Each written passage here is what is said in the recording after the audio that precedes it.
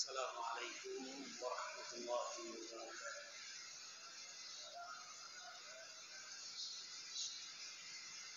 إن الحمد لله نحمده ونستعينه ونستغفره ونعوذ بالله من شرور أنفسنا ومن سيئات أعمالنا. من يهده الله فلا مضل له ومن يضلل فلا هادي له. وأشهد أن لا إله إلا الله وحده لا شريك له وأشهد أن محمدا عبده ورسوله. اللهم صل على محمد وعلى آله وأصحابه ومن تبعهم بإحسان إلى يوم الدين. يا أيها الذين آمنوا اتقوا الله حق تقاته ولا تموتن إلا وأنتم مسلمون. يا أيها الناس اتقوا ربكم الذي خلقكم من نفس واحدة وخلق منها زوجها وبث منهما رجالا كثيرا ونساء واتقوا الله الذي تساءلون به والأرحام إن الله كان عليكم رقيبا. يا أيها الذين آمنوا اتقوا الله وقولوا قولا سديدا يصلح لكم أعمالكم ويغفر لكم ذنوبكم ومن يطع الله ورسوله فقد فاز فوزا عظيما. أما بعد فإن أصدق الحديث كتاب الله وخير الهدي هدي محمد صلى الله عليه وسلم وشر الأمور محدثاتها فإن كل محدثة بدعة وكل بدعة ضلالة وكل ضلالة في النار. Alhamdulillah, kembali kita bisa duduk bersama. Semoga majelis kita diberkahi di rahmat Allah Subhanahu wa taala. Kita berusaha, Allah lah yang menetapkan. Kita berusaha menempuh jalan-jalan, wasilah-wasilah, sebab-sebab yang menyampaikan kepada kebaikan. Namun kebaikan itu sendiri adalah hak Allah. Jika berkehendak, Allah akan memberikan itu. Jika Allah berkehendak, wal'iyadzubillah, Allah akan menahan dari kita. Karena setiap diri ini selalu menggantungkan harapannya hanya kepada Allah, bukan selainnya. Semoga itu menjadikan sebab Allah senantiasa memberikan rahmat, ridha dan juga ampunannya.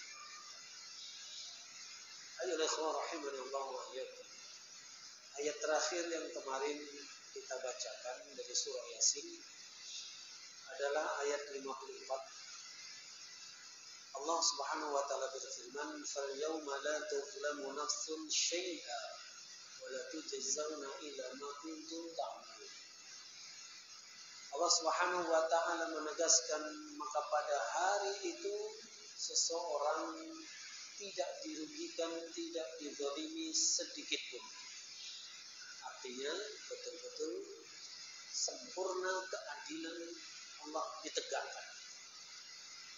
Dan Allah mengatakan kalian tidak akan diberi balasan kecuali dengan apa yang telah kalian kerjakan. Maka yang dikerjakan itulah yang diberi balasan. Dan yang tidak dikerjakan pun tidak akan mendapatkan balasan. Ya, bahkan kalau kita lihat, kalau tidak salah di surah Al-Isra ayat 15, ketika bicara tentang keadilan Allah, itu luar biasa. Melengkapi penjelasan dari itu. Coba dilihat di Al-Isra ayat 15.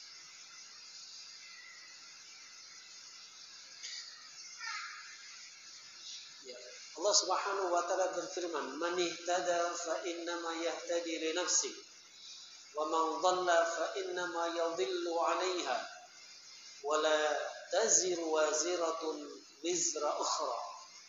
Wa ma kunna mu'adzibina hatta nab'atsa rasula. Ya, ulama mengatakan ayat ini menggambarkan puncak keadilan Allah. Surah Al-Isra nomor surat 17 ayatnya ayat 15. Man ihtada fa innama yahtadi li nafsihi.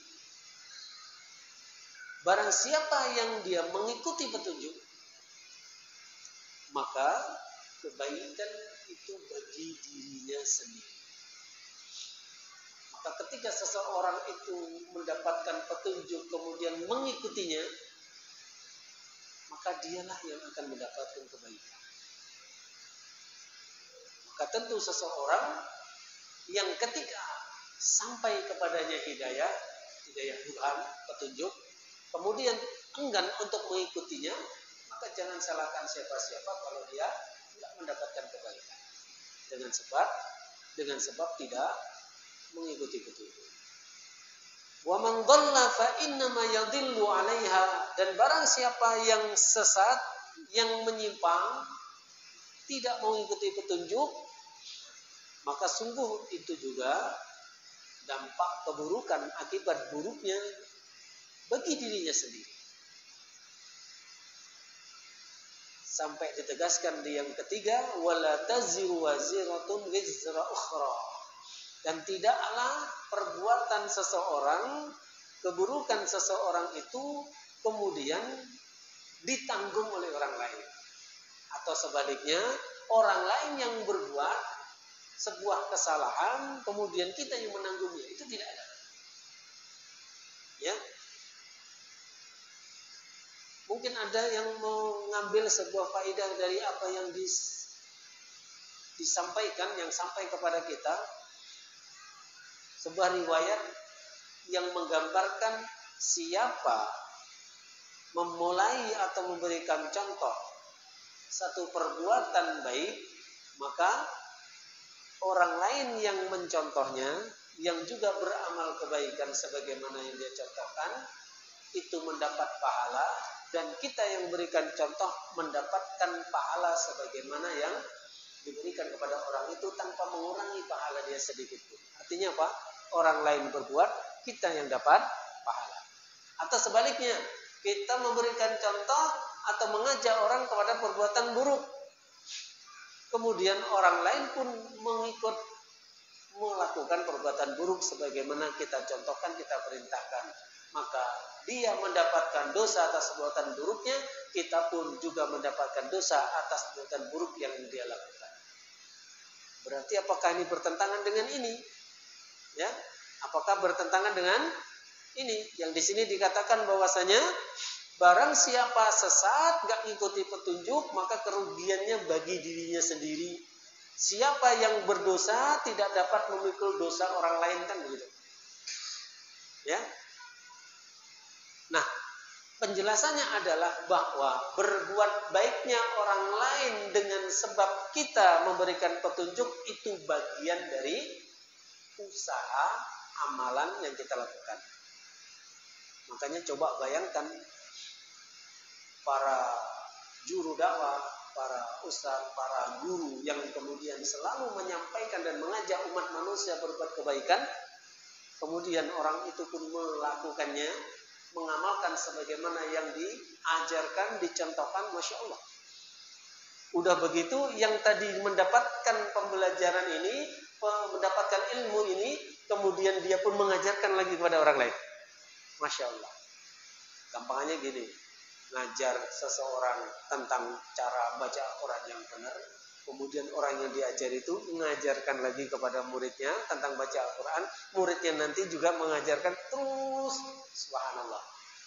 Itu baru orang-orang mungkin di zaman sekarang. Bagaimana dengan para ulama salaf yang mereka menjadi rujukan kita di dalam berilmu dan beramal?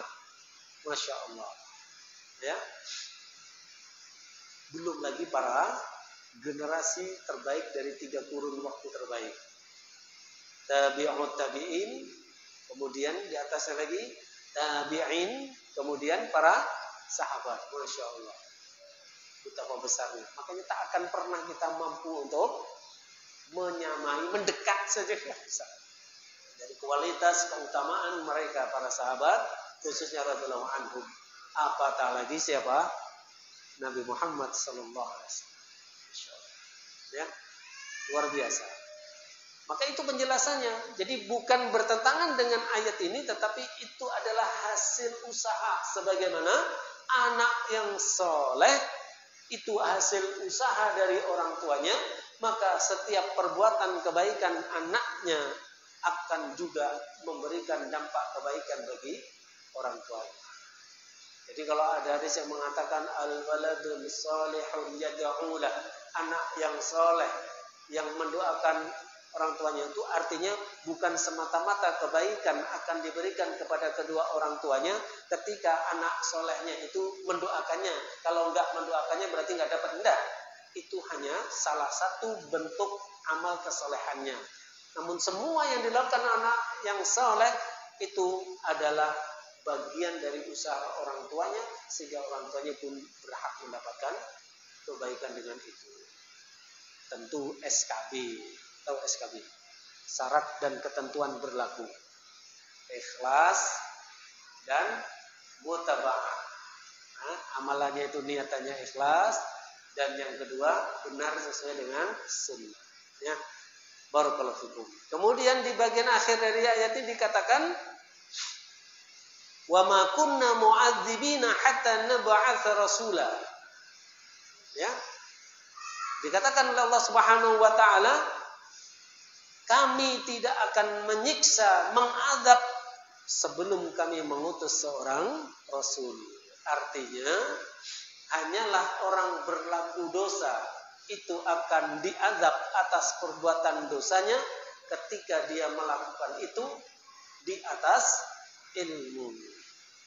Sehingga dalam Ali Imran 135 dikatakan orang yang baik itu waladina idza fa'alu fahishatan aw zalamu anfusahum dzakarullaha fastaghfiru lidzunubihim wa may yaghfiru dzunuba illa Allah wa lam yusirru ala ma fa'alu. Dan ditutup dengan kalimat wa hum ya'lamun. Orang yang bertakwa itu adalah yang ketika terjatuh dalam maksiat, zalim terhadap diri sendiri, cepat ingat kepada Allah, sadar mengaku salah, kemudian minta ampun kepada Allah, kemudian minta ampun dalam kondisi yakin tak ada yang bisa mengampuni dosa kecuali hanya Allah. Dan kemudian apa? Walam yusiru ala ma fa'alu wa hum ya'lamun, tidak berketerusan melanjutkan perbuatan dosa, maksiat dan kezalimannya dalam kondisi wa hum ya'lamun, dia mengetahui. Artinya apa? Orang yang melakukan satu perbuatan dosa dalam kondisi jahil, nggak ngerti kalau itu dosa, ya, belum sampai dakwah dan ilmunya bagi dia, maka insya Allah itu tidak termasuk yang diancam dengan azab. Ya. Ya, dan itu contohnya banyak. Ya, masa-masa lalu kita banyak kita melakukan ini, melakukan itu. Ya, setelah ngaji baru tahu, oh iya ya kemarin nggak betul.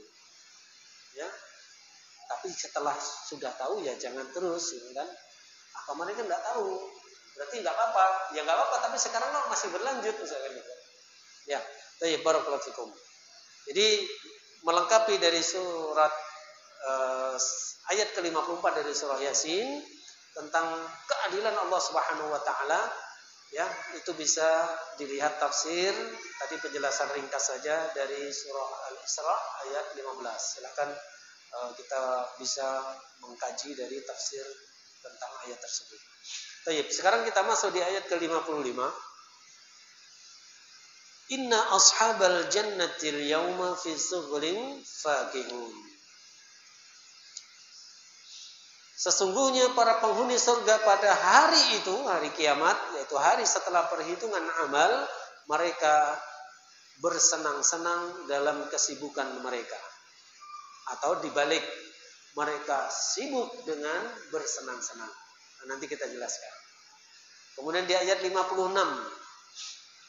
hum wa azwajuhum fi dhilalin 'alal araiki muttaqi'un. mereka dan juga istri-istri mereka berada dalam tempat yang teduh, bertelekan di atas dipan-dipan. Ini juga menggambarkan bahwa setiap yang berada di surga pasti akan diberikan istri-istri dari bidadari yang sudah punya istri ketika di dunia, dan alhamdulillah istrinya juga istri solehah ikut masuk ke dalam surga, juga akan bersamanya dan memiliki kedudukan lebih tinggi, lebih mulia dari para bidadari surga. Makanya para akhwat, para ummahat, para ibu-ibu jangan khawatir. Selalu dikatakan nanti para laki-laki di surga dapat bidadari. Kami dapat apa katanya? Ya, barakallahu fikum. Wanita salehah, wanita dunia yang salehah yang kemudian dimasukkan ke dalam surga, nanti di surga dia lebih baik, lebih utama, lebih mulia, lebih cantik daripada bidadari surga. Masya Allah. Ya, semoga Allah masukkan kita semua ke dalam surganya. Amin. Ya Rabbal Alamin. Ya, kemudian di ayat 57. Lahum fiha fakihatun walahum ma yadda'un. Di surga bagi mereka atau mereka akan mendapatkan buah-buahan dan mendapatkan apapun yang mereka minta. Ya, bahkan tidak hanya mendapatkan apa yang dia minta, yang dia inginkan, bahkan apa yang tidak terbersit, terpikirkan, tidak terangan-angankan pun Allah akan berikan. Ya, nanti ada penjelasan. Kemudian ayat 58 Allah mengatakan salamun qaulan mir rabbir rahim. Ini yang paling indah. Kepada mereka orang yang sudah berada di surga ini, ya, ada ucapan dari Allah Rabbul Alamin, Rabb Ar-Rahim, ya, yang Maha Penyayang, yaitu kalimat atau perkataan keselamatan. Ya. Kalau kita mendapatkan ketemu orang kemudian mengucapkan salam kepada kita atau mengucapkan kalimat-kalimat yang indah, yang sejuk bagi kita, kita sudah senang. Apalagi yang datang adalah orang yang sangat kita muliakan, kita kenal dengan baik, kita hormati. Betapa senangnya. Bayangkan kita ikut majelis taklim daurah kata Ustaz Syafiq ntar lagi ya di RJ sama di Umar bin Khattab ya. Ya, datang. Habis itu pas kita ketemu beliau secara khusus nyamperin kita. Kemudian assalamualaikum ya akhi, masya Allah, antum dari mana? Senang kali kan? Walaupun waktu di majelis semuanya dapat kan, assalamualaikum kan dapat semua. Tapi secara khusus misalkan diberikan salam itu senangnya luar biasa. Apabila yang datang adalah Syekh Ibrahim Ar-Ruhaili hafizahullah taala. Masya Allah, nyalami kita. Ya, itu aja sudah senang. Apalagi seandainya para ulama salaf yang luar biasa yang menjadi rujukan para ulama pada zaman sekarang. Apalagi misalkan generasi terbaik dari 3 kurun terbaik. Apalagi seandainya dan semoga Allah sampaikan bertemu dengan Nabi, kemudian Nabi mengucapkan salam kepada Allah Subhanallah. Apalagi Rabbul Alamin, Rabb yang Maha Penyayang yang mengucapkan kalimat-kalimat salam ini kepada kita. Masya Allah. Luar biasa. Ini justru yang paling indah. Ya, bagaimana kedudukan seseorang di dalam surga. Ya. Kemudian itu sampai ayat 58, kemudian ayat 59 dan seterusnya dia akan menggambarkan bagaimana ya Allah Subhanahu wa taala menghinakan orang-orang yang tidak beriman. Wal'iyadzubillah. Baik. Ayat ke-55. Inna ashabal jannatil yawma fi sughulin fakihun. Sesungguhnya ashabal jannah, para penghuni surga. Kalimat ashab itu dari kata sahib. Bisa diartikan penghuni, bisa juga diartikan sesuatu atau seseorang yang selalu bersama dengan dia, selalu menemaninya, selalu mendampinginya. Sehingga kita pun menyebut ya sahib, itu istilahnya kita kadang gunakan tuh dalam bahasa kita sehari-hari, sahib anna ini. Nah, Tuh si atu itu sahib anu. Maksudnya apa? Sahabat, orang yang dekat dengan kita, yang sering bergaul dengan kita, ya, yang selalu menemani kita. Ya. Sehingga dikatakan sesuatu tidak disebut sahib bagi yang lain kecuali setelah adanya kebersamaan sesuai dengan apa yang biasa dilakukan. Itu namanya sahib. Jadi tidaklah dikatakan sahib kalau kemudian nggak pernah ketemu atau kalau ketemu malah tidak tegur sapa, tidak. Ya, yang selalu berjumpa, sering dalam kehidupan itu beraktivitas bersama, saling mendukung, saling membantu dan seterusnya. Itu sahib. Jamaknya ashab. Ya, walaupun ada pengecualian, ada penyebutan juga sahib yaitu sahabah yang dinisbahkan kepada sahabat Nabi Muhammad SAW. Ternyata tidak seperti itu definisinya, ya kan? Kalau sahabat itu apa definisinya? Orang yang pernah bertemu atau berjumpa dengan Rasulullah SAW, kemudian beriman kepada Nabi Muhammad SAW, kemudian meninggal dunia dalam keadaan di atas keimanan tersebut. Walaupun bertemu cuma sekali, habis itu nggak jumpa lagi. Sampai meninggalnya dalam kondisi Islam. Loh, kok beda dengan sebutan ini? Itu adalah dalam konteks secara khusus, ya, konteks akidah. Sehingga ada definisi secara khusus pula oleh para ulama.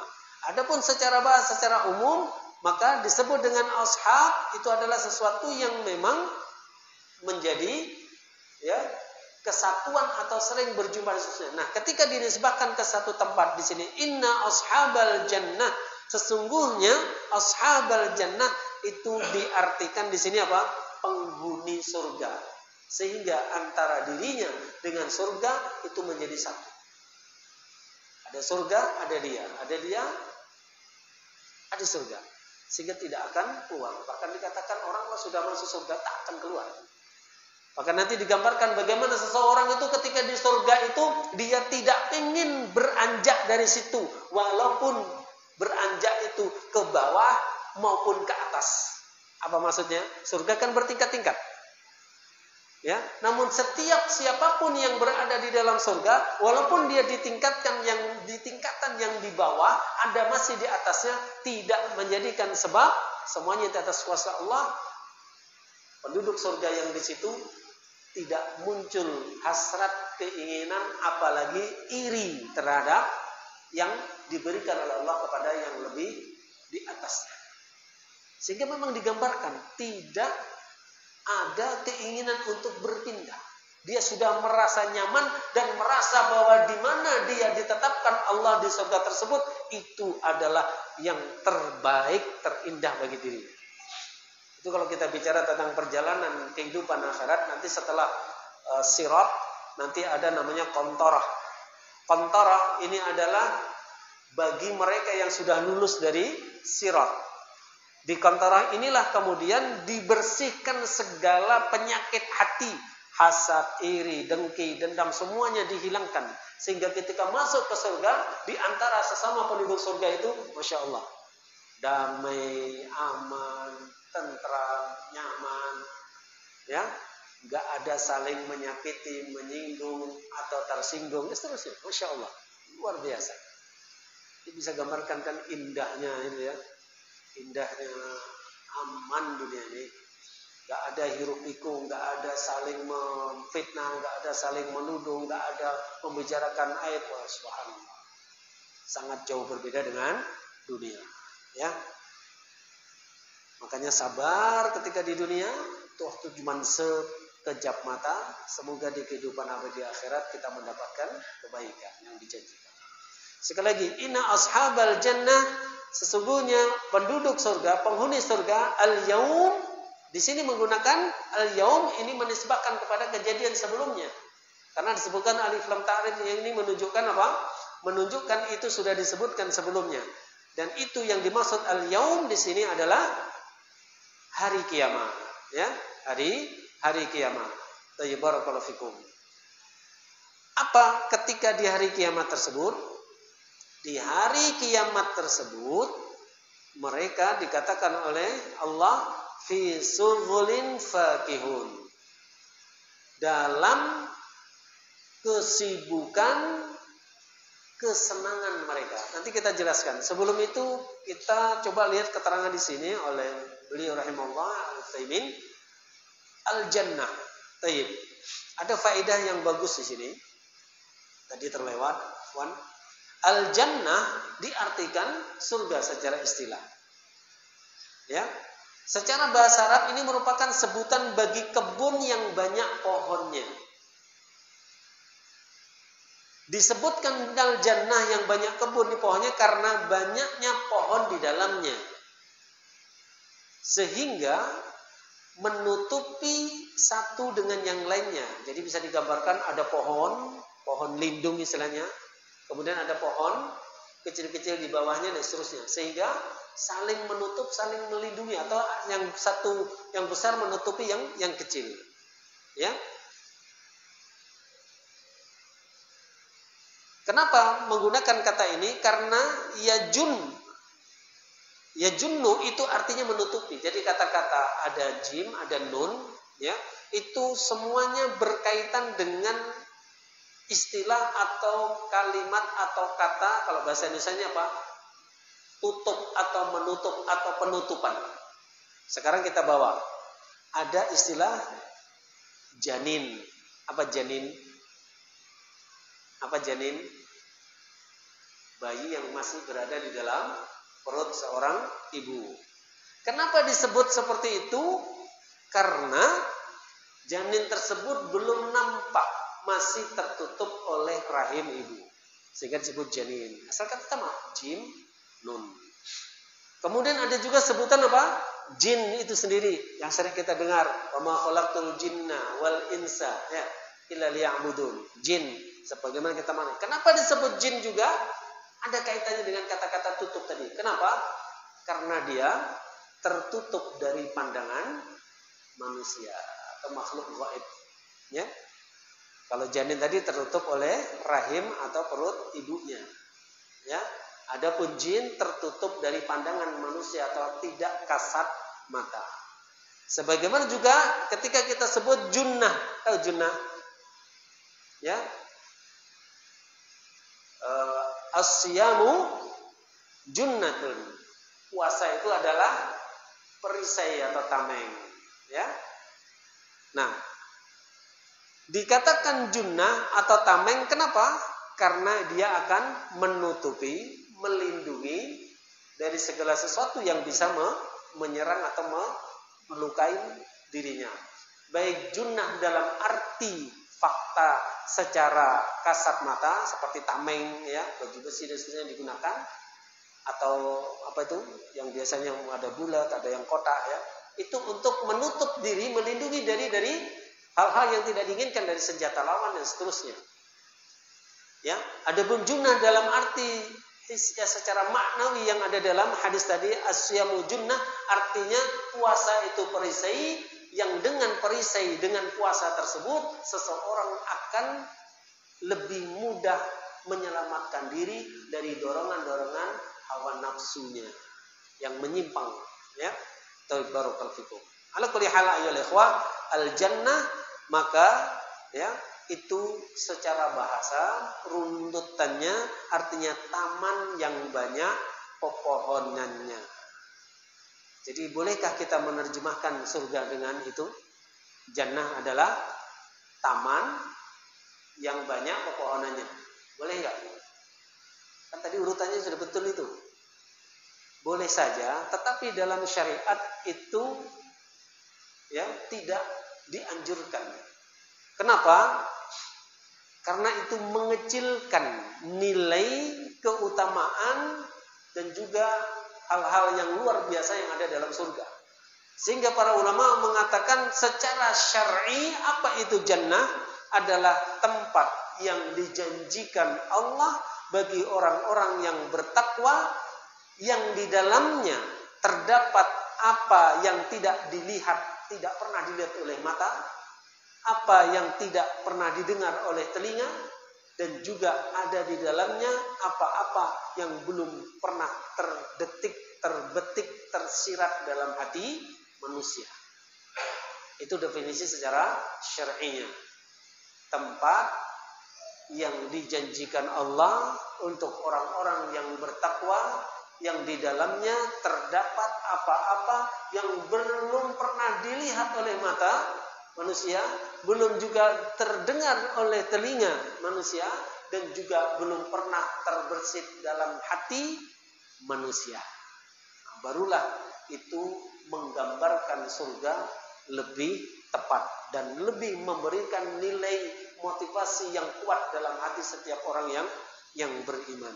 Ya, tayyib, barakallahu fikum. Sebagaimana digambarkan dalam surah Ali Imran ayat 133. Wasari'u ila maghfiratin mir rabbikum wa jannatin 'arduha as-samawati wal ard u'iddat lil muttaqin.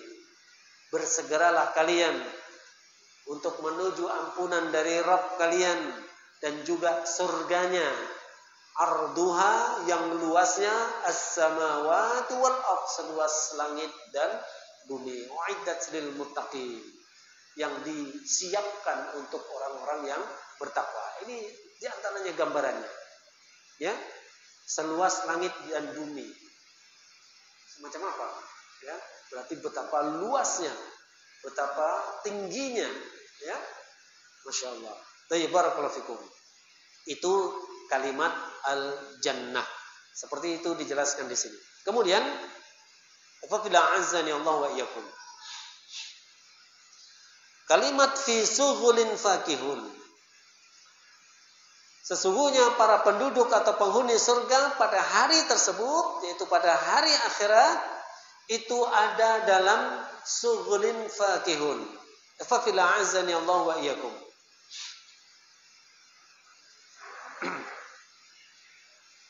Di sini dijelaskan, ada juga dijelaskan bagaimana qiraah yang berbeda di ayat ini.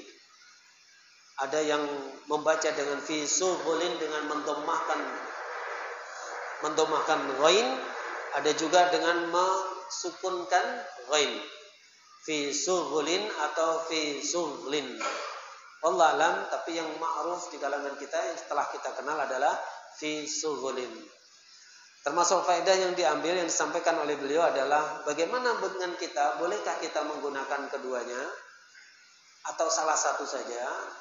Karena ini adalah salah satu dari qiraah as-sab'ah, maka silakan bagi yang memiliki pengetahuan, ya, sesekali dibaca dengan mendomahkan huruf ghain fi sughulin, sesekali dibaca dengan disakinahkan atau disukunkan, dimatikan di ghainnya fi sughlin. Namun beliau menyampaikan, ketika di hadapan manusia, masyarakat, jamaah yang belum paham, belum mengerti tentang ini, jangan, cukup membaca sebagaimana yang sudah sama-sama dipahami, biar tidak terjadi apa? Kesalahpahaman. Imamnya salah baca. Akhirnya habis itu langsung banyak yang mengoreksi. Sughlin, imamnya sughlin. Diulang lagi sama makmumnya. Udah, dari yang di tengah, yang di samping kanan, sampai yang di belakang ikut membenarkan, ikut mengoreksi. Itu kan akibat dari belum dipahami bersama. Ya. Sehingga dianjurkan kalau untuk baca sendiri silahkan divariasikan, itu lebih baik karena sama-sama ada sunnahnya.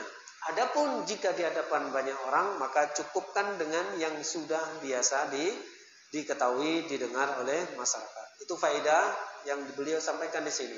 Baik, kembali kepada istilah fi sughul. Ya, fi sughulin fakihun. Sibuk dalam kesenangan. Masya Allah. Ini yang indahnya penafsiran ataupun jabaran di dalam tulisan beliau Ibnu Utsaimin tentang tafsir ini. Yang ini enggak kita temukan dalam tafsir Ibnu Katsir rahimahullah. Ya. Apa di sini dikatakan yang disebut dengan disibukkan, ya, itu maksudnya adalah dia lupa, dia lalai dengan segala sesuatu yang lain. Artinya kalau dikatakan seseorang sibuk dengan sesuatu, artinya sudah enggak sempat lagi, bahkan tidak terpikir lagi, tak terbersit lagi di dalam benaknya untuk yang lainnya. Ya, seperti orang sibuk dengan pekerjaannya sampai lupa sholat, gitu kan? Orang sibuk dengan keluarganya sampai lupa dengan kepentingan di luar rumahnya, lupa dengan tetangga, lupa hari ini ada jadwal gotong royong di masjid, misalkan gitu kan? Atau sibuk dengan permainannya. Coba tengok anak kita tuh, ya. Jangan anak kita lah, anak orang itu ya. Semoga anak kita enggak sibuk dengan game. Akhirnya lupa semua, lupa makan, apa lagi? Lupa tidur. Ya, sampai dipanggil orang tua saja macam tak dengar. Ya. Waliyadzubillah, sampai kadang lupa sholat. Ya. Sampai kadang akhirnya habis kondisi tubuhnya semakin ngedrop gara-gara apa itu? Kecanduan game. Sibuk. Ya.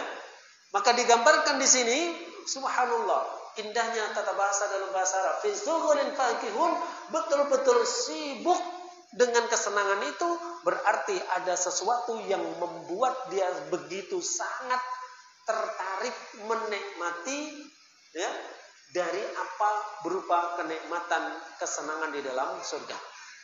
Kita mungkin merasakan juga kesenangan di dunia ini, ya, sesuatu yang menyenangkan hati kita. Tapi rasa-rasanya enggak sampai lah lupa segalanya. Kecuali orang keblinger ya mas. Kita senang, misalnya senang, ketemu makanan favorit. Tapi ya paling sebentar, habis itu kita sudah berubah lagi. Sebentar saja.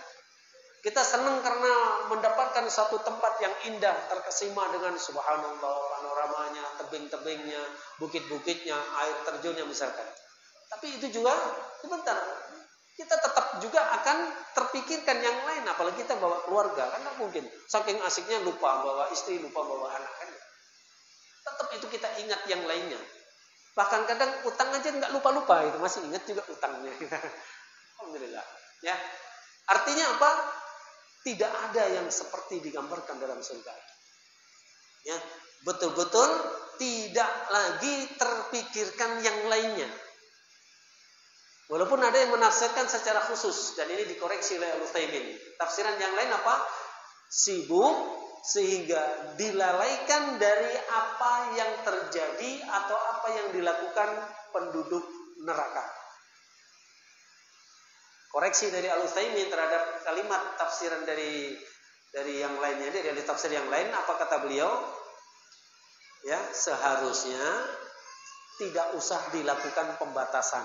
Cukup dimutlakkan saja sibuk sehingga lupa, lalai dari selainnya. Sudah selesai. Tidak usah dibatasi lupa dari apa yang terjadi pada orang-orang di neraka. Sehingga lebih pas, wallahu alam, sibuk, fokus, total dengan apa yang berupa kesenangan di dalam surga dengan kenikmatannya. Sehingga sama sekali tak terpikir, tak terbersit, tak terlalaikan ataupun tidak dialihkan kepada yang lain. Inilah kesenangan, kebahagiaan, kegembiraan, kenikmatan yang sempurna. Ibaratnya itu betul-betul kalau sudah dibilang bahagia, senang, itu sama sekali nggak ada campuran sedikit kesedihan. Sebentar kegalauan, nggak ada. Coba kita ingat di dunia ini ada nggak momen kita yang paling menggembirakan? Apa kira-kira? Beda-beda di antara kita. Ya. Tapi ada nggak ketika dalam momen kegembiraan itu sama sekali tidak ada campuran hal-hal yang bertolak belakang atau berseberangan? Seorang ibu, ayah, saking senangnya sudah menunggu untuk punya anak. Begitu anaknya lahir, luar biasa kan senangnya. Tapi dalam waktu bersamaan susah juga. Punya anak repot lagi dia.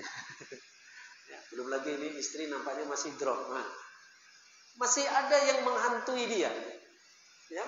Atau apa kita mendapatkan didapat promosi jabatan sehingga wah sudah syukuran diundang satu kampung untuk merayakan keberhasilan jenjang karirnya yang sukses. Ya. Itu saja sudah kepikiran, nanti tambah jabatan, tambah tinggi, tambah berat tanggung jawabnya.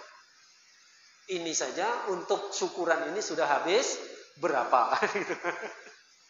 Udah macam-macam. Artinya tidak ada yang sebagaimana digambarkan di dalam surga. Subhanallah. Ayyuhal ikhwah rahimani Allah wa iyyakum. Apalagi kesenangan yang sedemikian rupa menjadikan ahli surga itu sibuk, tak terpikir, tak terlalaikan sama sekali dengan selainnya. Itu dikatakan khalidina fiha la yabghuna anha hiwala dalam surah Al-Kahfi ayat 108. Ya. Kekal mereka di dalamnya dan mereka tidak sama sekali ada keinginan untuk berpindah darinya. Ini semakin membuat pembahasan ini kita paham betapa sempurnanya kegembiraan, kenikmatan, kesenangan, kebahagiaan di surga. Insyaallah. Ya, luar biasa. Sampai-sampai betul-betul nggak ingin beranjak. Orang kalau senang di dunia ini pasti ada masa-masanya. Ya, menit-menit pertama akan beda dengan menit-menit berikutnya. 1 jam pertama beda dengan 1 jam berikutnya. Ya, kalau dalam teori ekonomi itu ada namanya hukum Gosen 3. Ada pernah ingat itu? Saya ingat istilahnya aja. Artinya apa? Semakin nikmat itu kita rasakan, semakin lama semakin turun kadar kenikmatannya. Betul? Awal makan durian luar biasa, coba terus makan, blokek. Barakallahu fikum. Itulah dunia. Tapi ketika di surga tidak akan berubah. Subhanallah. Sehingga tidak ada keinginan untuk berpindah, beranjak dari tempat itu. Baik beranjak untuk ke bawah, tingkat yang lebih bawah, maupun beranjak ke yang lebih tinggi dari tingkatan-tingkatan yang ada dalam surga. Luar biasa. Masya Allah. Ya. Ayyuhal ikhwah rahimani Allahu wa iyyakum. Dan ketika di sini digunakan istilah sughul, udah masuk ya, sebentar. Sughul itu kan artinya sibuk. Sama kalau kita kadang tanya dengan bahasa Arab Amiyah itu kan kadang bilang, antum apa sughulnya sekarang? Maksudnya Pak, apa kesibukan antum sekarang ya? Nggak tahu, itu tepat belum bahasa Arab itu. Yang penting paham lah gitulah ya. Itu sering digunakan oleh para orang-orang jamaah atau Arab keturunan yang ada di Indonesia. Tapi ya segitu, ya. Orang tanya kawannya, kamu lapar apa enggak? Teju enggak? Gitu aja sudah. Padahal kalau secara kaidah bahasa Arab, alam itu kurang tepat. Tapi itu tadi sudah terpahami. Nah sekarang suhul itu artinya kan sibuk. Dalam yang kita pahami sibuk itu sesuatu yang bikin apa? Bikin nyaman atau bikin capek? Bikin capek. Sehingga seringkali kalau orang habis sibuk itu biasanya minta istirahat. Saya sibuk berapa hari ini menyiapkan ini laporan ini. Aduh, ini tepar saya istirahat. Tapi yang digambarkan oleh Allah dengan fisughulin fakihun di surga, sibuk dalam kesenangan, itu adalah kesibukan yang sama sekali tidak melelahkan. Gak ada bosannya, gak ada capeknya, gak ada teparnya. Sehingga mereka terus merasakan kesenangan, santai, ringan, nyaman. Subhanallah. Luar biasa. Luar biasa. Kesempurnaan, kebahagiaan di surga. Allahumma inna nas'alukal jannah wa na'udzubika minan nar. Amin ya rabbal alamin. Baik, insyaallah kita lanjutkan setelah salat Isya. Aku qouli hadza wa astaghfirullaha li wa lakum wa sallallahu ala Muhammadin walhamdulillahi rabbil alamin. Alhamdulillah hamdan katsiran tayyiban mubarakan fihi kama yuhibbu rabbuna wa yarda. Asyhadu an la ilaha illallah wahdahu la syarika lah wa asyhadu anna Muhammadan abduhu wa rasuluh. Allahumma salli ala Muhammad wa ala alihi wa ashabihi wa man tabi'ahum bi ihsanin ila yaumiddin, amma ba'd.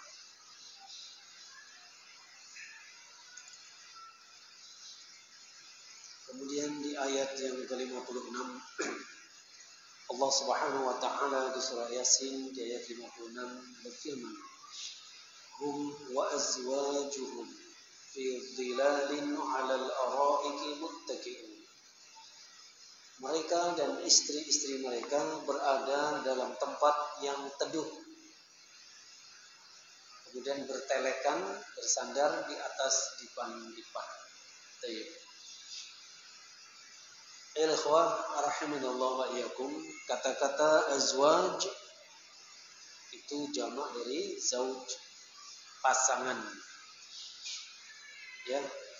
Ketika itu dikaitkan dengan seorang laki-laki, maka pasangannya perempuan. Ketika dikaitkan dengan perempuan, maka pasangannya laki-laki. Walaupun penyebutannya tidak mesti dipisahkan, dibedakan antara zauj, zaujun atau zaujatun.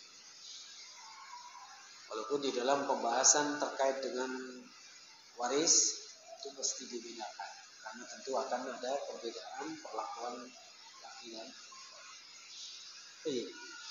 Dan ini sudah kita pahami ya. Jadi yang dimaksud di sini hum, mereka ahlul jannah, wa azwajuhum, dan juga istri-istri mereka. Ya. Ini dipahami bahwa maksudnya pasangan di sini adalah istri-istri yang menjadikan dengan status sebagai istri itu halal bagi laki-laki atau suaminya tersebut. Baik. Kemudian yang dijelaskan di sini juga adalah kalimat fi dhilalin. Dhilal di dalam tempat yang teduh, dalam naungan. Dhilal itu merupakan bentuk jamak, ya, bentuk jamak dari dhalla atau dhil. Kemudian ayyuhal rahimani Allah wa iyyakum, apa yang digambarkan dengan istilah dhilal di dalam tempat yang teduh itu mereka berada di bawah naungan di mana tidak terdapat matahari yang membakar mereka atau membuat hangatnya udara, akan tetapi hanya sekedar cahayanya saja yang masuk. Ya. Sehingga sebagian para ulama mengatakan ini adalah seperti cahaya yang terdapat antara terbitnya fajar dengan terbitnya matahari. Berarti sejak masuknya waktu subuh sampai syuruk. Itulah gambarannya. Sehingga sejuk, tidak panas, ya, bahkan masih agak dingin, ya, dan tidak membakar, tidak menjadikan sebab menyengat atau merasa tidak nyaman saat terkena ke kita. Ini penggambarannya, ya. Jadi cahayanya memancar, dia lembut, tidak menyengat, ya. Dan itu adalah yang dinisbahkan, dipahami dari istilah zillun dhalilun, ya. Seperti yang dikenal dalam ayat ini, fi dhilalin, ya. Tayyib, barakallahu fikum. Ini satu gambaran hanya ikhwan betapa memang tidak ada di surga itu kecuali semuanya kebaikan, kenyamanan, kebahagiaan, kesenangan. Ya. Sampai cahaya yang masuk pun tidak menjadikan sebab tidak nyaman. Ya. Bahkan digambarkan di naungan ini artinya dia bukan dinaungi kemudian tidak mendapatkan cahaya, tapi tetap mendapatkan cahaya, tapi cahaya itu tidak menjadikan sebab tidak nyamannya penduduk surga saat terkena cahaya pada diri. Baik. Kemudian kalimat alal araik itu maksudnya adalah di atas dipan-dipan. Dipan kalau bentuk jamaknya araik, maka bentuk mufrad atau bentuk tunggalnya adalah arikah. Ya. Yaitu dipan atau permadani yang biasanya dia ada di dalam al-hajalah. Al-hajalah artinya ruang istirahat. Kalau kita seperti ruang atau kamar tidur, ya. Dan ini menunjukkan betapa itu suasana yang nyaman. Sesuatu kondisi yang nyaman yang memang paling tepat ketika dikaitkan dengan kalimat sebelumnya. Apa tadi? Hum wa azwajuhum fi dhilalin 'alal araiki Kan beda. Seorang laki-laki bersama dengan pasangannya yang paling dikasihinya, tapi di tempat keramaian, kan beda. Ya. Baik. Maka penggambaran ini semakin menyempurnakan ya bagaimana Allah memberikan kebahagiaan, kegembiraan, kesenangan, kenikmatan kepada ahlul jannah. Ya. Sehingga digambarkan al-hajjalah di mana di situ ada namanya permadani atau dipan-dipan, itu merupakan sebuah sebutan untuk rumah kecil atau ruangan kecil di tengah-tengah rumah yang besar. Jadi dipan-dipan itu berada di ajalah tadi. Hajalah bukan ajalah. Ya. Kamar khusus untuk istirahat sebagaimana yang kita kenal. Cuman jangan bayangkan seperti kamar kita itu ya yang nanti di surga. Karena sekali lagi tidak terlihat oleh mata, tidak terdengar oleh telinga, dan tidak tersirat di dalam hati manusia. Jadi di mana? Ya nggak tahu kita. Ya nggak tahu. Barakallahu fikum. Bahkan di sini dijelaskan itu adalah suatu kamar dengan ukuran yang lebih kecil, ya, yang itu khusus bagi suami istri. Barakallahu. Kemudian kalimat muttaqiun itu bertelekan, ini merupakan ya penjelasan suasana yang santai, suasana yang nyaman, bukan situasi kondisi orang yang sedemikian rupa walaupun di kamar kadang kan tidak merasakan kenyamanan karena terlalu capek atau ada kebosanan dan seterusnya. Baik, wallahu alam di sini tidak banyak penjelasan tentang ini. Beberapa faedah yang dijelaskan dari ayat yang tadi sudah kita sebutkan, disebutkan di sini beberapa. Yang pertama, salah satu manfaat dari ayat mulia yang tadi sudah kita bacakan bahwa, yaitu di ayat ke-56, bahwa penghuni surga itu memiliki pasangan, yaitu istri. Sebagaimana kalimat hum wa azwajuhum fi dhilal. Mereka dan juga atau bersama dengan istri-istri mereka di satu tempat yang teduh. Yang tadi sudah kita jelaskan. Ya. Dan Allah Subhanahu wa taala telah menyifati istri-istri itu dengan sifat yang sangat banyak dan semuanya baik. Di antaranya ini sebagai sebagian saja penggambaran tentang istri di surga atau bidadari surga. Allah berfirman dalam surah Ar-Rahman ayat 56. Fihinna qasiratut tarfi lam yatamithunna insun qablahum wala jan. Di dalam surga itu ada bidadari-bidadari yang memiliki perangai yang sangat baik, santun, sopan, menundukkan pandangannya. Enggak, maaf, jelalatan. Ya. Tidak pernah tersentuh oleh manusia maupun jin sebelumnya. Artinya betul-betul masih murni, khusus untuk ya ahlul jannah. Ya, ini menunjukkan gambaran betapa luar biasanya kalau kita ngomongin sesuatu yang masih asli, kalau bahasa lainnya Pak orisinil, masih dalam kemasan, segelnya masih utuh, kayak gitu. Itu akan berbeda dengan yang sudah terkoyak, terbuka, apalagi yang sudah apa istilahnya kalau di marketplace pre-love ya. Itu biasanya ibu-ibu paham, katanya. Sesuatu yang sudah pernah dipakai kemudian ditawarkan atau dipasarkan kembali. Kalau bahasa kita second lah gitulah. Cuman istilahnya itu kalau di marketplace itu dipercantik, pre-love. Ya. Bukan seperti itu, tapi betul-betul yang masih asli, masih dalam kemasan ya sejak diciptakannya. Subhanallah. Luar biasa. Ya. Maka gambaran seperti ini seharusnya menghasut kita untuk lebih berpikir bagaimana dunia ini hanya semata-mata untuk mengumpulkan bekal sebanyak-banyaknya untuk negeri akhirat. Sebagaimana juga dalam Ar-Rahman ayat 70. Fihinna khairatun hisan. Insyaallah.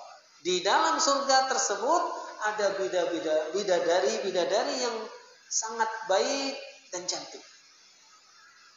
Khairatun hisan. Ini gambaran yang luar biasa, sesuatu yang sangat baik, sangat indah dan seterusnya. Yang jelas Ayo ikhwah, kalau kita baca tentang bagaimana gambaran dari surga itu luar biasa. Ya. Silahkan banyak referensi yang menjelaskan tentang itu, tentu harus dengan dalil yang sahih. Baik, barakallahu fikum. Dengan demikian kata muallif di dalam tafsir ini qasiratut tarf yang ada dari Ar-Rahman 70 itu digambarkan adalah para bidadari yang senantiasa menjaga pandangannya, selalu menundukkan pandangannya dan tidaklah itu diarahkan pandangannya kecuali hanya kepada suaminya. Tidak akan melihat kepada selain suaminya. Bukan karena takut sama suami. Bukan karena takut nanti kena ini dan kena itu. Tapi atas dasar dia merasa, dia meyakini bahwa suaminya itu yang terbaik, yang paling sempurna, sehingga sama sekali tidak hanya fisiknya yang berpaling, bahkan hatinya pun sama sekali tidak berpaling. Ya, ibaratnya itu kalau sudah cocok ini dan ini sudah sempurna, yang lainnya itu udahlah, ya, di bawah semua. Seperti itu digambarkan, dan Allah Maha mampu untuk menjadikan hati, perasaan, pikiran para ahlul jannah dan juga bidadari di surga itu seperti itu. Itu suasana yang betul luar biasa. Ya, bahkan di sini dikatakan sang istri seakan tak mau melepaskan pandangannya kepada suaminya. Artinya senantiasa betul-betul, ya. Kalau kita kan seakan-akan sudut pandangnya betapa bahagianya, betapa kuat rasa sayang dan cintanya seorang laki-laki ahli surga kepada istrinya yang itu adalah para bidadari, kan gitu. Dan itu juga dirasakan sebaliknya oleh para bidadari. Ya, sesuatu yang indah diantaranya kalau kacamata dunia itu adalah mencintai orang yang juga mencintai kita, kan gitu. Cinta berbalas itu indah, tapi kalau bertepuk sebelah kanan, nanti yang enggak indah. Sehingga ketika dikatakan baiti jannati, di antara para ilmu menggambarkan kenapa digambarkan rumahku surgaku, karena tidak ada keindahan kebahagiaan dibandingkan dengan indahnya, bahagianya suami istri yang saling mencintai. Sebaliknya, bisa sebaliknya. Baiti nari. Rumahku bisa jadi nerakaku. Waliyadzubillah. Kenapa? Tidak ada yang lebih menyakitkan daripada sakitnya dikhianati oleh orang yang kita cintai. Nah, jadi lebay ini. Tapi memang itu betul, kenyataan seperti itu. Ya. Kita bermusuhan atau dibenci orang yang sejak dulu memang ya biasa saja, hanya kawan biasa, apalagi memang kita juga kurang suka, itu biasa. Tapi ketika orang yang kita percaya, yang kita sayangi, kita cintai, kita ibaratnya rela berkorban sepenuhnya untuk dia, tiba-tiba dia mengkhianati kita, itu luar biasa sakit. Bagi laki-laki saja itu sudah luar biasa sakitnya, apalagi ketika itu yang merasakan perempuan yang kecenderungan lebih perasa, lebih sensitif. Dan ini ya, ketika dalam kehidupan di surga luar biasa, kesetiaan, kasih sayang dan seterusnya yang semakin menyempurnakan ikatan suami istri, betul-betul sempurna Allah ciptakan. Ya. Ingat bahwa ciptaan Allah itu tidak hanya zatnya, tapi juga perbuatannya.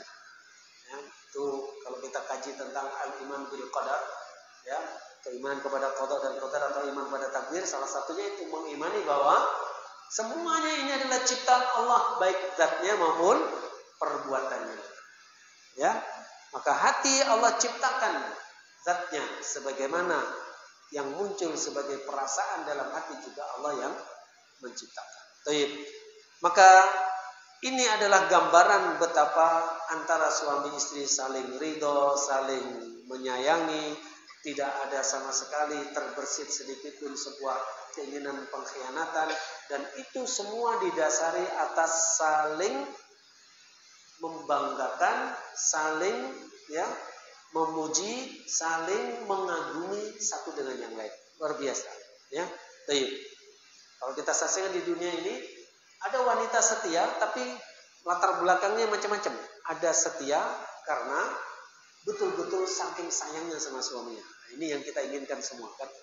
Ada yang setia karena takut sama suaminya. Ini nggak boleh macam-macam. Garang betul ini kan, misalkan begitu. Ya. Ada juga yang dia setia karena ada sesuatu yang dia inginkan berupa dunia dari suaminya misalnya.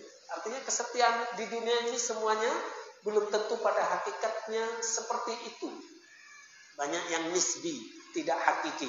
Namun ketika di surga, seperti tadi kita ceritakan, setelah sirat ada namanya qantarah, dibersihkan semua hati dari penyakit-penyakitnya. Apalagi yang memang sengaja Allah ciptakan khusus, yaitu para bidadari surga. Maka Allah ciptakan dalam kondisi tidak hanya secara fisik lahirnya yang cantik, tapi juga dalam dadanya, dalam jiwanya, dalam hatinya juga cantik. Subhanallah. Baik, kemudian ketika digambarkan alal araiki muttaqiun, di sini diantara yang dijelaskan sebagai faedah yang bisa kita pahami adalah kesempurnaan istirahatnya para ahlul jannah. Kita ini sering mau kemana Bang? Aduh capek, mau istirahat. Kita tanya, apakah betul istirahatnya sempurna? Tidak juga. Kalau sudah pejam mata susah kali tidur. Makin tambah capek, makin susah tidur. Apalagi habis minum kopi pahit misalnya. Espresso, ya. Akhirnya capek, pengen tidur, tapi nggak bisa tidur. Tapi orang melihat kita sedang istirahat, sementara sebetulnya nggak istirahat. Ada juga orang istirahat, tapi kelamaan tidurnya, begitu bangun malah sakit semua. Ini cerita tadi pengalaman pribadi, ya. Dan rata-rata kita merasakan. Itulah dunia. Istirahatnya kita di dunia, kata kita dengan istilah istirahat, ternyata tidak benar-benar istirahat. Ya, barakallahu fikum. Bahkan istilah yang dikatakan orang apa itu? Istirahat atau tempat peristirahatan terakhir, ya. Masuk kuburan. Itu belum tentu istirahat, tergantung amalnya, subhanallah. Ya. Sekali lagi, di dunia nisbi, tidak hakiki. Namun ketika digambarkan alal araiki muttaqiun, bahwa nanti para ahli surga bersama istri-istrinya bertelekan di atas dipan-dipan di dalam kamarnya masing-masing, ini menggambarkan kesempurnaan istirahat para penghuni surga. Masya Allah. Sehingga betul-betul mereka itu dalam kondisi santai, penuh dengan ketenangan, nyaman, ya. Sehingga semakin dia beristirahat, semakin merasa nyaman, ya. Jiwanya tenang, tidak ada sama sekali yang membuat dia sibuk, galau, pokoknya subhanallah, luar biasa, ya. Baik. Kemudian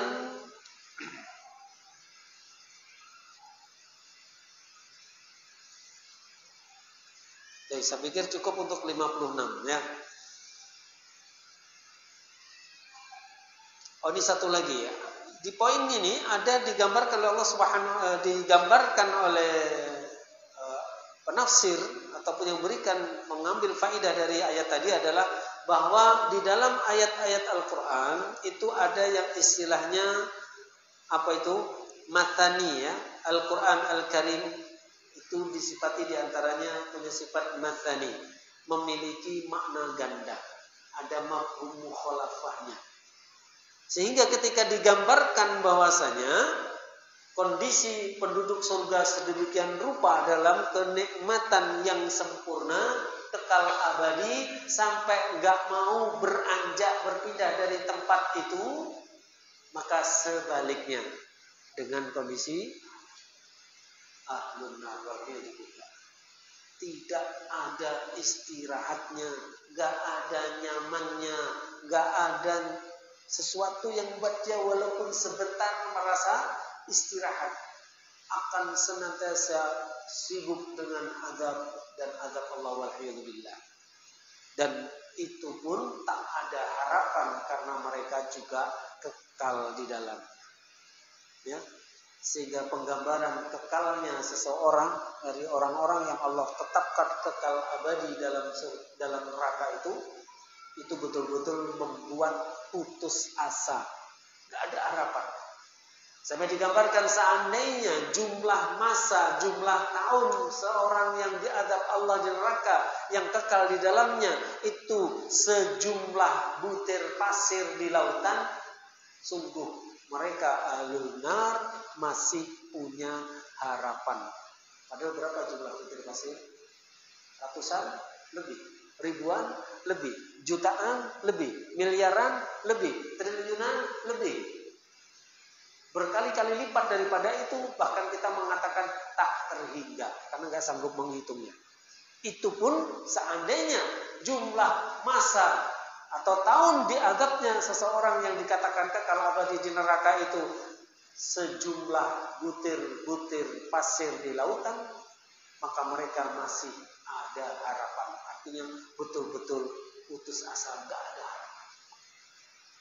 Bagi mereka yang memang ya seperti pelaku kesyirikan asyirkul akbar atau orang-orang munafik secara i'tiqadi ataupun orang-orang yang jelas-jelas kafir.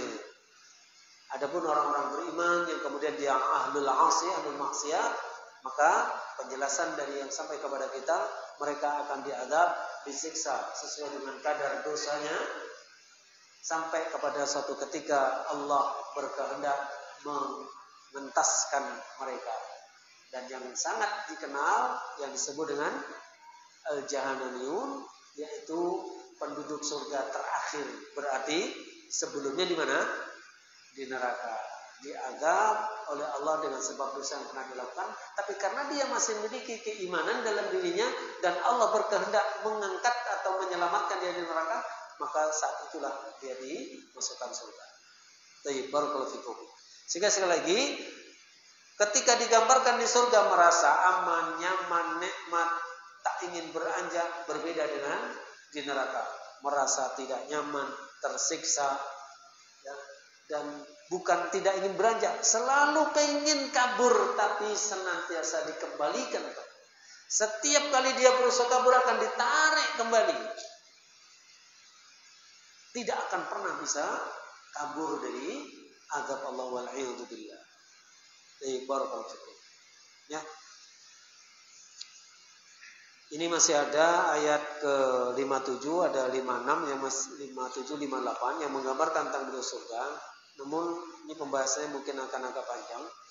Kita tutup saja majelis malam ini dengan beberapa hadis ataupun aqwal para salaf terkait dengan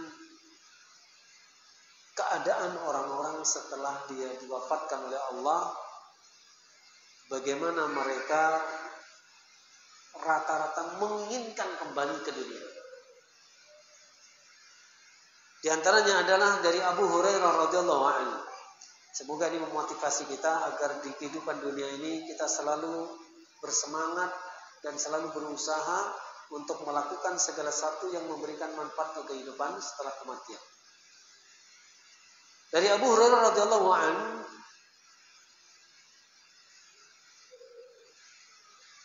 ini ada di dalam hadis riwayat At-Tabrani, ada dalam kitab Sahih At-Targhib.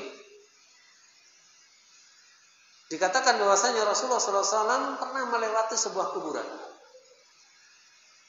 Kemudian beliau bertanya, siapa penghuni kuburan ini? Kemudian para sahabat termasuk Abu Hurairah yang bersama beliau SAW menjawab, oh ini kuburan si fulan. Disebutkanlah nama dari orang yang pernah dikuburkan di situ. Kemudian Rasulullah SAW mengatakan, salat 2 rakaat lebih dia cintai, yaitu orang yang berada di kuburan tadi, salat 2 rakaat lebih dia cintai daripada apa-apa yang tersisa dari dunia kalian. Kalau kita menganggap remehkan salat 2 rakaat, kadang dikerjakan, kadang enggak. Kadang ya sudahlah ngobrol aja daripada Salat 2 rakaat, kadang nanti aja. Atau yang sudah melakukannya pun kadang melakukannya dengan maaf serampangan, sekedar kayak formalitas saja. Ya, yang lebih parah lagi dilakukan karena gak enak di tengah ikhwan lain, masa gak sholat 2 rakaat dari sholat jamaah.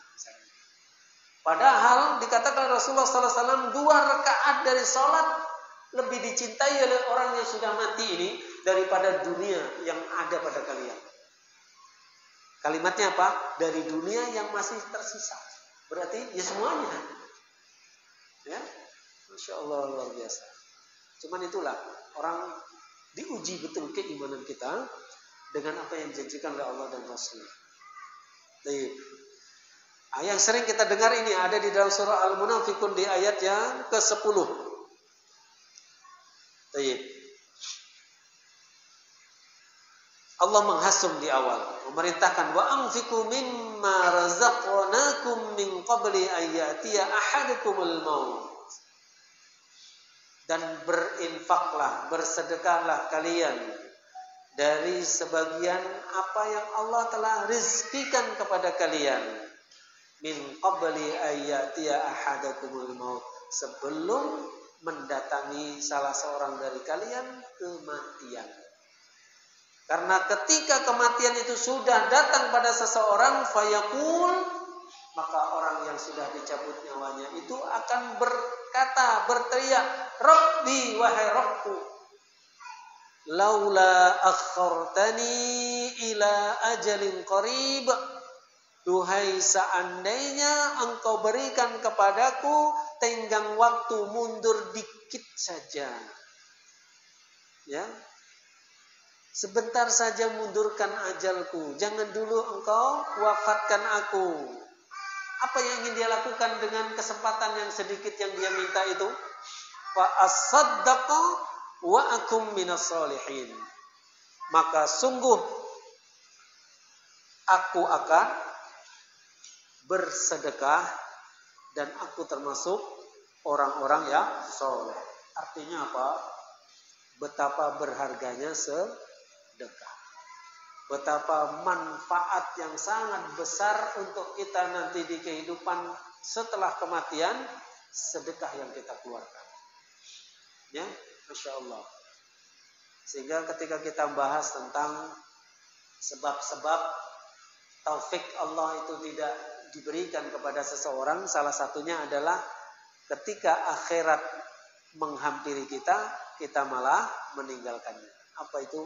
Di antara yang kita pahami adalah saat ada seruan untuk sebuah amal akhirat, kita malah tidak menyambutnya. Ada seruan adzan untuk sholat berjamaah, kita sengaja tanpa udzur malah tidak mendatangi masjid dengan sholat jamaah. Ada seruan untuk berinfak, alhamdulillah kita sedang mengembangkan sekolah kita. Ya, kita punya kemampuan tanpa udzur, kita cenderung tanpa udzur justru menghindarinya, tidak ikut terpanggil untuk bersedekah berinfak, ya. Dan seterusnya, ketika akhirat menghampiri kita, kita justru meninggalkannya. Ya sama seperti dulu, ketika Allah sampaikan kita di bulan Ramadan, malah kita lalai di bulan tersebut, tidak dengan amal terbaik kita. Ya. Maka ya rahimani Allah, betapa ya apa yang kita lakukan di dunia ini, itulah yang akan kita tuai nanti di akhirat. Ya. Baik, barakallahu fikum.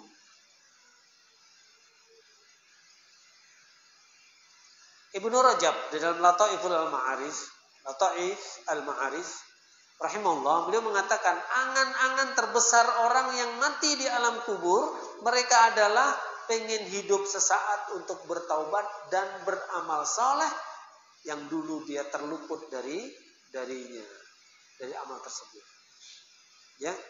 Sedangkan orang-orang yang masih hidup di dunia justru menyia-nyiakan hidup mereka sehingga umur mereka percuma dalam kelalaian, bahkan sebagian mereka ada yang habis waktunya justru untuk maksiat wal'iyadzubillah. Ya. Ini pemahaman Imam Ibnu Rajab rahimahullah berdasarkan nas dan dalil bagaimana ya, kondisi orang-orang setelah kematian. Yang dengan itu bisa memotivasi kita untuk betul-betul mengambil kesempatan yang Allah berikan dengan memperbanyak dan memperbagus amal ibadah, amal ketaatan kita dalam kehidupan dunia ini. Jadi bukan berarti Ibnu Rajab itu tahu perkara gaib, tapi berdasarkan keilmuan beliau dan kita thiqah sama beliau. Seperti itu kita mengambil ilmu dari para ulama. Sebagaimana juga perkataan Muhammad bin Umairah dalam riwayat Ahmad, ada dalam Sahih At-Targhib wa Tarhib. Andaikan seseorang itu menghabiskan umurnya sejak dia dilahirkan, sampai kematiannya terus dalam kondisi melakukan ketaatan kepada Allah, jadi full dari sejak lahir. Padahal nggak mungkin sejak lahir. Ada bayi lahir langsung ibadah, dia aja belum memiliki kesanggupan untuk itu, kesadaran untuk itu, tamyiz saja belum bisa bedakan ini baik ini buruk. Namun ini penggambaran untuk menunjukkan makna yang diekstrimkan sehingga orang lebih terpanggil hatinya dengan penjelasan ini. Seandainya manusia seumur hidup dari sejak dilahirkan sampai meninggalnya full diisi dengan taat kepada Allah, niscaya nanti di hari kiamat dia akan tetap memandang kecil amalnya tersebut dan dia tetap punya keinginan, ya Allah, kembalikan aku lagi ke dunia, aku akan menambah lagi amal ibadahku, aku akan perbagus lagi amal ibadah. Setelah menyaksikan manfaat dari setiap amalan di akhirat, nyata. Ya. Betul-betul nyata. Yang waktu di dunia kita cuma tahu, itu kan katanya, itu kan katanya, gitu kan. Tapi kata siapa? Kata Allah, kata Rasulnya sallallahu alaihi wasallam, maka itu adalah benar. Fa inna asdaqal hadits kitabullah wa khairal hadi Muhammad sallallahu alaihi wasallam. Ini sering kita dengar dalam khutbahul hajah, kita hafal, kita sering membacanya. Cuman kita mohon ampun kepada Allah, kadang malah enggak nyangkut di sini, cuman hafal di sini. Subhanallah wa natubu ilaih. Baik. Ya. Dan beberapa juga yang lainnya yang disebutkan oleh para salaf terkait dengan hasungan untuk yang mumpung ada kita bersama di kehidupan dunia ini, perbanyaklah amal kebaikan, kuatkan, tingkatkan kualitas amal ibadah kita, karena sungguh ketika itu kita lakukan dengan ikhlas dan ittiba' Rasul, maka semuanya tidak ada yang sia-sia. Semuanya akan menjadikan kebaikan dalam kehidupan di akhirat nanti. Dan tidak boleh kita meremehkan kebaikan sedikit pun. Walaupun hanya sekedar kita jumpa dengan saudara kita sesama muslim, sama mukmin, dengan menunjukkan wajah yang menyenangkan atau wajah yang berseri. Itu juga bagian dari amal kebaikan. Walaupun hanya sekedar beberapa kali kita contohkan, menyingkirkan entah duri, entah paku kecil, ataupun apa yang sekiranya khawatir itu nanti akan mengganggu orang lain. Apapun, kuncinya ikhlasun niyah wal mutaba'ah. Ya. Semoga Allah mudahkan kita dengan hidayah Allah, taufiknya serta inayah, dan dengan itu semuanya kita berharap Allah akan menjadikan kita istiqomah di atas jalan kebaikan yang mengantarkan kita kepada keridhaan Allah, menyelamatkan dari kemurkaannya, yang mengantarkan kita kepada surga Allah dan selamat dari nerakanya. Amin ya rabbal alamin. Itu saja yang bisa kami sampaikan. Mohon maaf atas salah dan khilaf. Aqulu qouli hadza wa astaghfirullah li wa lakum. Subhanakallahumma wa bihamdika asyhadu an la ilaha illa anta astaghfiruka wa atubu ilaik. Wassalamu alaikum warahmatullahi wabarakatuh.